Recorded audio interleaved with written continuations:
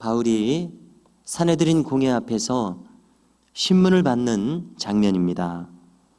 이 공회는 일찍이 주님께서도 잡히시고 난 후에 새벽에 신문 받으셨던 그 공회입니다. 그리고 이후로는 베드로와 요한이 신문을 받았던 그 공회이며 오늘에 이르러서는 바울이 똑같이 신문을 받고 있습니다. 주님은 대제사장 가야바에 의해서 신문을 받으셨습니다. 그러나 이제 세월이 흘러서 오늘날의 대제사장은 아나니아였습니다. 그에게 신문을 받습니다. 천부장이 주선해서 개최된 이 신문에서 바울이 먼저 입을 열었습니다. 여러분 형제들아, 나는 범사에 양심을 따라서 하나님을 섬겼노라. 자, 이것을 우리가 장로교 이 정치 제도 안에서 신앙생활을 하고 있습니다마는 장로교의 신앙 원리 중에 맨 처음 우선에 꼽는 원리가 있습니다. 그것은 양심의 자유라는 원리입니다. 그래서 장로교 그 교회 정치 체제에서 왜 양심의 자유가 맨 처음에 내세워질까?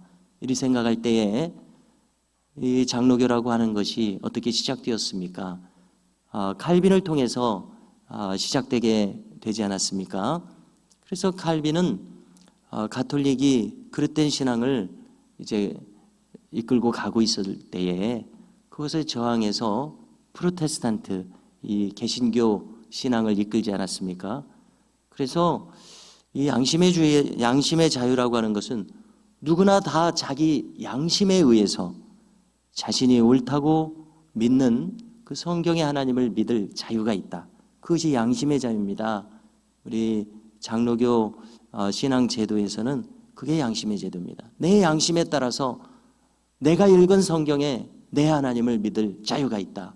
그 누구도 나에게 신앙을 강요할 수 없다. 이게 양심의 자유입니다. 그래서 이렇게 볼 때에 이 양심의 자유는 성경에서 찾아지는 것을 알 수 있습니다.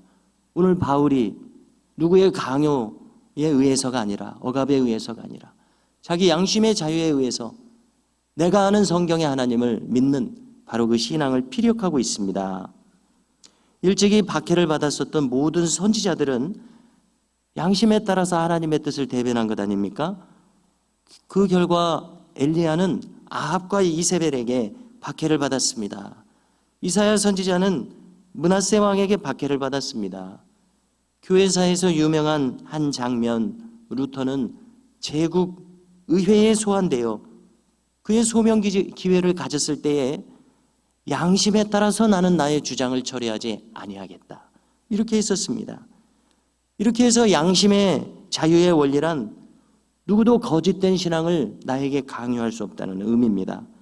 자신의 양심에 따라서 자유롭게 성경의 하나님을 믿고 전할 수 있는 것이 양심의 자유인데요. 바울은 이 점을 강조하면서 지금 포문을 열고 있습니다. 나는 나의 양심에 따라서 충실하게 하나님을 섬겨 왔노라. 이렇게 선언하고 있는 것입니다. 이때 대제사장 아나니아가 명하기를 그 입술을 치라 명했습니다. 그래서 이는 마치 중세의 종교 재판과 마녀 사냥을 떠올리게 합니다. 자, 보십시오. 이것은 권력자의 모습이지 성직자의 모습이 아닙니다. 그래서 어리석은 인간들은 종종 자신의 높은 지위가 자신이 마치 정말 권력을 가진 권력자라도 된 양 착각하게 만듭니다. 그래서 권력이 주어졌을 때 이러한 모습이 바로 하나님과 사람 앞에서 겸손을 모르는 자의 모습이라고 늘 생각하게 됩니다. 율법을 받드는 제사장이라면 권력자나 군주의 모습이어서는 아니 될 것입니다. 그래서 율법에 능통한 바울이 즉시 항변합니다. 회칠한 담이여. 무슨 뜻입니까? 이 위선자여. 왜 이렇게까지 말하고 있습니까? 지금 저 위치에서 말하는 자는 유대의 종교 지도자 중 하나입니다. 성직자입니다. 제사장일 수도 있습니다. 그래서 율법은 이 재판에 대해서 무엇이라고 말합니까? 재판을 공정하고 정의롭게 하라. 우리는 신명기와 레위기에서 재판에 대한 이러한 원리를 읽을 수 있습니다. 약자라고 해서 그를 얕보지 말고 함부로 불의하게 재판하지 말아라. 또 위증이 되지 않도록 두세 증인의 증인이 아니고서는 판결을 내릴 수 없다. 이렇게 공정한 재판을 하도록 율법은 못 받고 있습니다.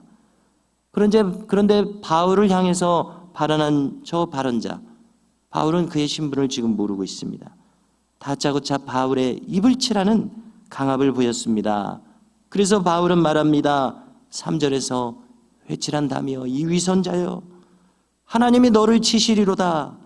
네가 나를 율법대로 심판한다고 앉아서 정작은 율법을 어기면서까지 나를 치라고 명하느냐, 이렇게 말한 것입니다. 이때 바울 곁에 있는 사람들이 바울에게 주의를 줍니다. 네가 하나님의 대제사장을 욕하느냐. 자, 이때 바울의 반응을 주목하십시오. 바울은 즉시로 물러납니다. 사과합니다. 나는 그가 대제사장인 줄 알지 못하였노라.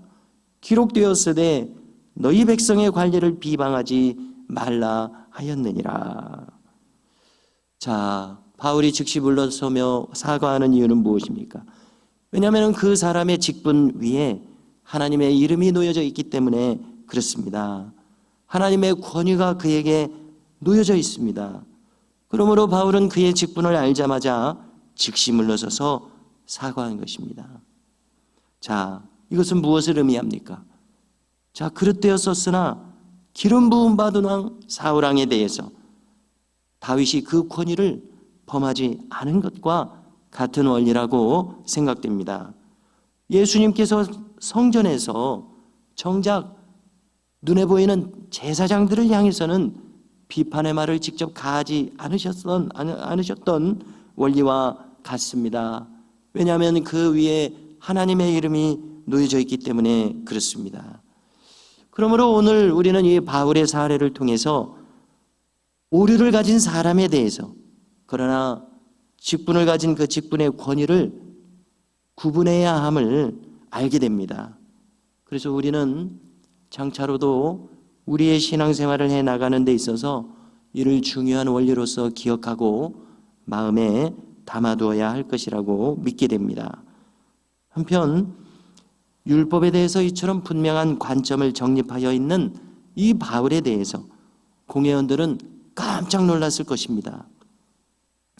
분명 이들 중에는 20년 전에는 과거 바울과 동료였었던 바리새인 출신의 인사들도 많이 있었을 것입니다.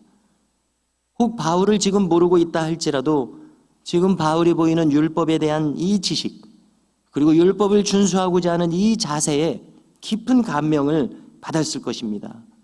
소문을 듣기로는 저는 율법을 무시하는 자요, 율법을 없이 하는 자로 들렸었는데, 그것은 이 소문과 다른 저 율법의 정통한 모습을 보이는 것, 그리고 율법을 이렇게 받드는 모습을 보이는 것을 보고 공회원들은 깜짝 놀랐을 것입니다. 이에 바울은 다른 주제를 거론합니다. 그런 동료들이었던 이 바리새인들에게 호소합니다. 형제들아, 나는 바리새인이요 바리새인의 아들이라. 죽은 자의 소망 곧 부활로 인하여 내가 지금 신문을 받게 되노라. 이렇게 선언한 것입니다. 자, 이렇게 말한 것은 지금 바울 앞에 있는 바리새인들은 한마디로 말하면 성경주의자들입니다. 그들은 성경의 천사를 믿고 성경의 하나님 나라를 믿습니다. 그들은 성경에 있는 에녹의 승천을 믿고 다니엘의 인자를 믿습니다. 에스겔이 보여준 하나님의 보좌를 믿고 모세와 70인 장로들에게 시내산에서 친히 강림하신 그 하나님의 위엄과 영광을 믿는 이들입니다. 바울의 이 말에 바리새인들 사이에서 큰 반향을 일으켰습니다. 바울이 거론한 주제는 분명 저들도 믿는 핵심적인 신앙 원리였기 때문에 그렇습니다. 그래서 이 바울의 발언을 통해서 공회원들 중에서 구성원들인 사두개인들과 바리새인들 사이에 다툼이 생겼다고 기록합니다. 왜냐하면 이 사두개인들의 신앙 유형은 참 특이한 유형입니다. 그들은 천사도 믿지 않습니다. 부활도 믿지 않습니다. 이것은 무엇을 의미합니까? 그들이 하나님에 대한 신앙을 가졌지만은 모세오경과 같은 성경을 별로 중요하게 생각지 않는다는 것을 알려줍니다. 그래서 우리는 교회 역사를 통해서 볼 때 이 가톨릭의 계시관이 우리 개신교 신앙의 계시관과 다릅니다. 개신교 신앙의 계시관은 한마디로 말해서 성경 중심주의입니다. 그러나 가톨릭의 계시관은 잘 들어보십시오. 전통을 그들은 중시합니다. 교황의 교령을 성경의 권위 위에 올려놓는 경향을 가집니다. 그래서 성경을 초월하는 성경 이상의 계시관과 진리관을 가지고 있는 것이 오늘의 우리가 인식하게 되는 가톨릭의 모든 문제를 거기서 유발하고 있음을 알 수 있습니다. 그런데 가만히 보니까 이 사두개인들도 비슷한 신앙관을 가지고 있습니다. 그들은 성경보다 전통을 우위에 두었었던 것 같습니다. 엄연히 모세오경에서 나와 있는 이 주제들을 저들은 거절하고 있었으니까 우리가 이렇게 판단할 수 있습니다. 그야말로 신앙 유형에 있어서 유물론적 신앙관입니다. 유물, 오직 보이는 이 물리적인 세계만을 인정하는 것입니다. 우리가 이 이단 중에서 여호와의 증인이 영적인 세계, 영원한 하나님의 나라를 부정합니다. 그들은 이 지상에서 모든 것이 이루어진다, 이렇게 생각하는데요, 이러한 관점이 바로 여기에 있음을 알 수 있습니다. 그래서 우리는 이와 같은 신앙 유형에 대해서 신뢰를 둘 수가 없지요. 왜냐하면 우리의 신앙 유형은 성경주의니까요. 성경 중심주의니까. 그렇지 않습니까? 그래서 급기야 9절처럼 일부 바리새인들이 주장합니다. 지금 보니 바울은 악한 것이 아무것도 없도다. 혹 정말로 천사가 그에게 말하여서 이와 같은 신앙을 가진 것이면 어찌하겠느냐. 이렇게 이제 바울에 대해서 유보적인 입장을 피력합니다. 분명히 바리새인들 중에 신실한 성경주의자들이 있었던 것이 분명합니다. 그래서 오늘날도 이 유대인들 중에서 메시아닉 주라고 하는 분들이 있습니다. 무슨 뜻입니까? 메시아를 믿는 유대인들이라는 뜻이죠.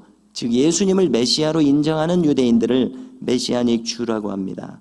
바로 이 바리새인들이 이와 같이 성경에 충실함으로 바울에 대해서 판단을 보류하고 있었습니다.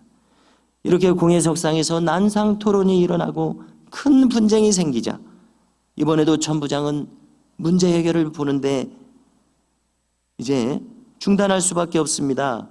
바울의 신병을 확보하고자 군인들에게 명해서 바울을 영내로 피신하게 합니다. 위협을 느꼈기 때문입니다.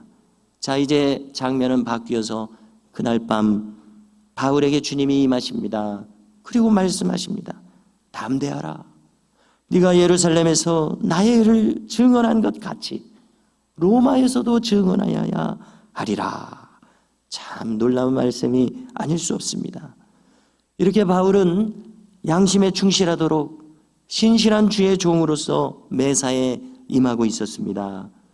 오늘 우리도 마찬가지로 우리에게 주어진 이 공간과 시간 속에서 우리도 또한 신실한 주의 종들로서 임하고 행할 수 있기를 주님의 이름으로 간절히 소망합니다.